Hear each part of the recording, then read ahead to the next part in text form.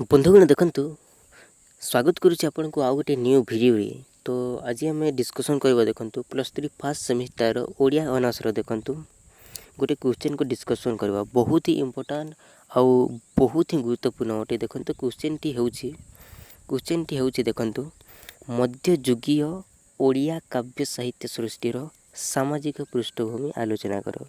तो मन रखिबे देखंतु मध्ययुगीय ओडिया साहित्य रे ना जो अर्थनीतिक व्यवस्था जो चली थिला जो अर्थनीतिक व्यवस्था चली थिला से संपर्क रे भी जदि क्वेश्चन पचारि पारे आउ ई अर्थनैतिक क्षेत्र रे जो चली थिला सेटा सामाजिक क्षेत्र रे कोन कोन प्रभाव पके थिला एटा भी गोटे लॉन्ग क्वेश्चन पचारि पारे।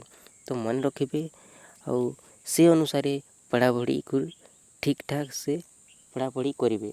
तो चलतु आज आम एक क्वेश्चन को डिस्कसन करवा मध्ययुगीय ओडिया काव्य साहित्य सृष्टिर सामाजिक पृष्ठभूमि आलोचना कर। तो प्रथमे कौन करेंगे हेडिंग देदेवे मध्ययुगीय ओडिया साहित्यर सामाजिक पृष्ठभूमि। तापर कौन करेंगे सूर्यवंशी शासकों समय भौमकर सोम और बंगवंशी भली मंदिर निर्माण बदल जातीयता भाव निर्माण उपरे गुरुत्व दि जाउथिबारु ओडिशार राजनैतिक सामाजिक सांस्कृतिक और अर्थनैतिक क्षेत्र में परिवर्तन घटिला। तापरे लिखिबे प्रत्येक व्यक्ति कृषि काम करी खाद्य उत्पादन करने सह युद्ध समय रे दक्ष सैनिकर भूमिका मध्य ग्रहण कला। आ ओडिशा आसीथिबा इटालीर सीजर फ्रेडरिक निज भ्रमण वृत्तांत लिखिछंती। से कौन लिखिछंती देखंतु 16 वर्ष पूर्वर माने से मुकुंद देवଙ୍କ शासन समय रे जड़े पथिक हाथ रे सुना धरी अनायास रास्ता घाट रे यातायात करि पारुथिला एमती से लिखिथिला। तापर हेडिंग दे देबे देखंतु आ गोटे हेडिंग दे देबे आ गोटे पैराग्राफ रे आपण माने लिखिबे ओडिशार शासक जी हेउना काहींकी।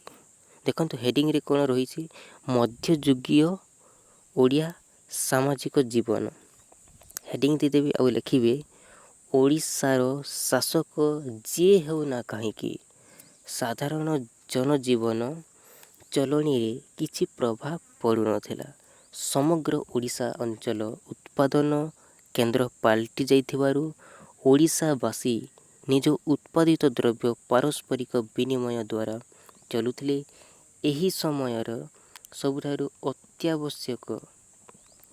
अत्यावश्यक शिल्पी भावे बुढ़ेई कमार बणिया तंती पत्थर बिंधाणी भूमिका गुरुत्वपूर्ण थिला।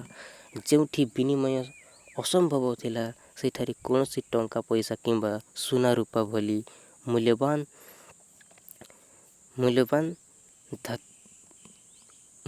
धातु नुहे बरम कौड़ी ही एकमात्र विनिमयर माध्यम। एटा धातु मूल्यवान धातु नुहे बरम कौड़ी ही एकमात्र विनिमयर माध्यम थिला। तापर देखंतु एही कौड़ी मालद्वीपरू आसुथिला। एठारे टंका और कौड़ीर विनिमयर हार थिला 1 टंका 1600 कौड़ी। मन रखिबे टंका और कौड़ीर विनिमयर हार थिला 1 टंका 1600 कौड़ी। तापरे आपण माने आ गोटे हेडिंग दे देबे विदेशी बणिक आउ ओडिशा जोटा कि देखंतु ख्रीष्टाब्द 1502 रु देखंतु 1751 मध्य थिला विदेशी बणिक आउ ओडिशा। तापरे आपण माने लिखिबे पोर्तुगीज को मसला व्यवसाय रे प्रचुर लाभ को देखी यूरोपर अन्य दुई बणिक जाति 1600 रे इंग्लिश ईस्ट इंडिया कंपनी आउ 1602 रे डच ईस्ट इंडिया कंपनी गढ़ी भारत सह वाणिज्य करने पाद बढ़ाइले। आउ मालय और सुमात्रारू मसला संग्रह करने बेले यही दुई कंपनी ପୂର୍ବ ଉପକୂଳ ବା ଓଡ଼ିଶାର ଶସ୍ତା ବସ୍ତ୍ର ଏଠାରେ ପ୍ରଚୁର ଚାହିଦା ଥିବା ଜାଣି ଏହା ବିନିମୟରେ ଲାଭ କରି ଲାଭ ମିଳିପାରିବା ସୁଯୋଗ ଥିବାରୁ ସେମାନେ ଓଡ଼ିଶାରୁ ଚାଉଳ, ଲୁଗା ଆଉ ଲୁଣ ସଂଗ୍ରହ କରି ମସୁଲି ପାଟଣା ବନ୍ଦର ଦ୍ୱାରା ସୁମାତ୍ରାର ପନ୍ତାମ ବନ୍ଦରକୁ ରପ୍ତାନି କରୁଥିଲେ। ଆଉ ଯଦି ଆମେ ଦେଖିବା ପ୍ରଥମ କରି 21 ଏପ୍ରିଲ 1633ରେ ଓଡ଼ିଶାର ତତ୍କାଳୀନ ଅନ୍ୟତମ ବ୍ୟସ୍ତବହୁଳ ବନ୍ଦର ନଗରୀ ହରିଶପୁର ଆଉ ବର୍ତ୍ତମାନ କେଉଁଠି ଅଛି ଜଗତସିଂହପୁର ଠାରେ ରାଲଫ କାର୍ଟରାଇଟଙ୍କ ନେତୃତ୍ୱରେ 8 ଜଣିଆ ବ୍ରିଟିଶ ବଣିକ ଦଳ ପହଞ୍ଚିଥିଲେ। ଆଉ ହରିଶପୁର ଠାରେ ଗୋଟିଏ ଜାହାଜ ତିଆରି ଆଉ ମରାମତି କାରଖାନା ଥିବାର ସୂଚନା ଓଡ଼ିଶା ସୁବାଦାରଙ୍କ ଇଂରେଜ ବଣିକ କାର୍ଟରାଇଟଙ୍କୁ ଦେଇଥିବା ଅନୁମତି ପତ୍ରରୁ ଜଣାପଡ଼େ। ଓଡ଼ିଶାରେ ହାତୀ ଆମଦାନୀ ଗୋଟିଏ ରାଜକୀୟ ପରମ୍ପରା ଥିଲା, ମନେ ରଖିବେ। ତାପରେ ଦେଖନ୍ତୁ ଆଉ ଗୋଟେ ହେଡ଼ିଂ ଦେଇଦେବେ, ଇଂରେଜ ବଣିକ ସାମ୍ରାଜ୍ୟ ଓ ଓଡ଼ିଶା। ଏଇଟା କେବେ ହେଇଥିଲା ଦେଖନ୍ତୁ 1751ରୁ 1857 ଦେଇଦେବେ। ତାପରେ ଲେଖିବେ ଆପଣ ଅଷ୍ଟାଦଶ ଶତାବ୍ଦୀ ବେଳକୁ ୟୁରୋପରେ ଆରମ୍ଭ ହୋଇଯାଇଥିଲା ଶିଳ୍ପ ବିପ୍ଳବ। କେଉଁଠି ହେଇଥିଲା? ୟୁରୋପରେ। ଆଉ ଖାଦ୍ୟ, ବସ୍ତ୍ର ଭଳି ନିଜର ସର୍ବନିମ୍ନ ଆବଶ୍ୟକତା ପୂରଣ ପାଇଁ ବହୁମୂଲ୍ୟ ଦେବାକୁ ପଡ଼ୁଥିବାରୁ ଗରିବ ୟୁରୋପବାସୀଙ୍କ ମନରେ ଯେଉଁ ପ୍ରତିକ୍ରିୟା ସୃଷ୍ଟି ହୋଇଥିଲା ତାହାର ଫଳ ହେଉଛି ଶିଳ୍ପ ବିପ୍ଳବ। ପ୍ରଥମେ ପର୍ତ୍ତୁଗୀଜ 1510ରେ ବିଜାପୁର ଶାସକଙ୍କଠାରୁ ଗୋଆ ଅଧିକାର କରି ଭାରତ ମାଟିରେ ୟୁରୋପୀୟ ଶାସନର ମୂଳଦୁଆ ପକାଇଲେ। ଆଉ 1757ରେ ପଲାସି ଯୁଦ୍ଧ ପରେ ହୁଗୁଲି ନଦୀଠାରୁ କାଂସବାଂସ ନଦୀ ପର୍ଯ୍ୟନ୍ତ ଏବଂ କୃଷ୍ଣା ନଦୀଠାରୁ ଚିଲିକା ପର୍ଯ୍ୟନ୍ତ ବିସ୍ତୀର୍ଣ୍ଣ ଓଡ଼ିଆ ଭୂଭାଗର ଅଧିକାରୀ ଇଂରେଜ ବଣିକ ହେଲେ। ଆଉ ଆପଣମାନେ ଆଉ ଗୋଟେ ହେଡ଼ିଂ ଦେଇଦେବେ, ମରହଟ୍ଟା ଶାସନ ଆଉ ଓଡ଼ିଶା। ଏଇଟା 1751ରୁ 1803 ମଧ୍ୟରେ ହୋଇଥିଲା। ତାପରେ ଆପଣମାନେ ଲେଖିବେ ଦେଖନ୍ତୁ ଏହି ମରହଟ୍ଟା ଗଣଙ୍କ ଏହି ମରହଟ୍ଟା ଗଣ ହିନ୍ଦୁ ହୋଇ ଜଗନ୍ନାଥ ମନ୍ଦିର ଲୁଟ କଲେ ତଥା ପ୍ରଥମ କରି ଜଗନ୍ନାଥ ମନ୍ଦିରରେ ଯାତ୍ରୀ କର ଆଦାୟ କଲେ।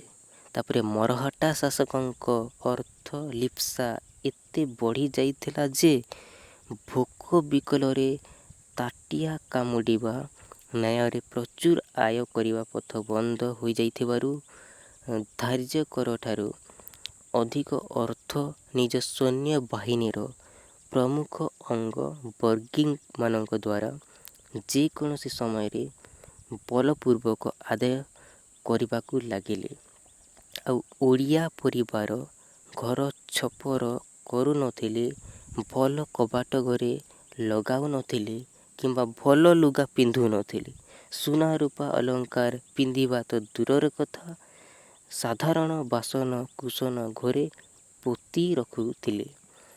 ତାପରେ ଆପଣମାନେ ହେଡ଼ିଂ ଦେଇଦେବେ ଇଂରେଜ ଶାସନ ଓ ଓଡ଼ିଶା।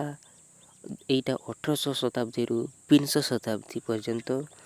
ତାପରେ ଆପଣମାନେ ଲେଖିବେ ପଡ଼ୋଶୀ ଓଡ଼ିଶାରେ ଶସ୍ତା ଲୁଗା ଓ ଲୁଣ ପିନ୍ଧୁଥିବାରୁ ଶହ ଶହ ଟନ୍ ଲୁଣ ଓ ହଜାର ହଜାର ଲୁଗା ଗାଣ୍ଠି ବଙ୍ଗଳାରୁ ଚୋରା ଚାଲାଣ ଘଟିବାରୁ ଏହାର ପ୍ରଭାବ ବ୍ରିଟିଶ କମ୍ପାନୀ ବ୍ୟବସାୟ ଉପରେ ପଡ଼ିଲା।